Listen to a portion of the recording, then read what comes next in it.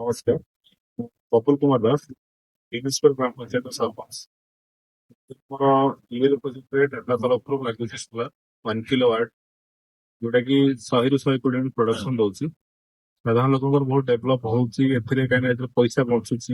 Government ଯୋଉ ଦଉଥିଲେ ପ୍ରତି ମାସେ 400-500 ଟଙ୍କା ଦଉଥିଲେ ଇଲେକ୍ଟ୍ରି ବିଲ୍, 460 ଟଙ୍କା ବଞ୍ଚୁଛି। ସେଥିପାଇଁ ଆମର ଗାଁର ବହୁତ ଖୁସି।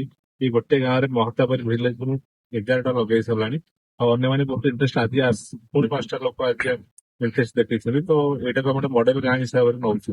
ତ ପାଖାପାଖି ଏଠି 25-30ଟା ଆଉ 8 ଦିନ ଭିତରେ ଲାଗିଯିବ। ଏଠି ବହୁତ ଖୁସି ଅଛନ୍ତି ସେମାନଙ୍କ ଉପରେ। ଆମ ତରଫରୁ ସରପଞ୍ଚ ହିସାବରେ ୱାର୍ଡ ମେମ୍ବର ଏବଂ ଲୋକାଲ ଲୋକଙ୍କୁ ଧରିକି ଏଠି ପ୍ରୋତ୍ସାହନ କରୁଛୁ। ଟାଟା ପାୱାର ତରଫରୁ ଡିଷ୍ଟ୍ରିକ୍ଟ ରୁ ଯେତେ ଲୋକ ଆସୁଛନ୍ତି ବି ବହୁତ, ସେମାନେ ବି କନଭିନ୍ସ କରାଉଛନ୍ତି ଲୋକଙ୍କୁ, ଲାଇନ ମ୍ୟାନ ହୁଅନ୍ତୁ, ଯେ ପୁରା ଡିପାର୍ଟମେଣ୍ଟର ବି ସହଯୋଗ ଅଛି। ଯୋଉମାନେ ବି ଆଶା କରୁଛନ୍ତି ନବା ପାଇଁ, ସେମାନେ ଜିନିଷ ବୁଝାଉଛନ୍ତି, ଲୋକଙ୍କୁ ଉତ୍ସାହିତ କରୁଛନ୍ତି।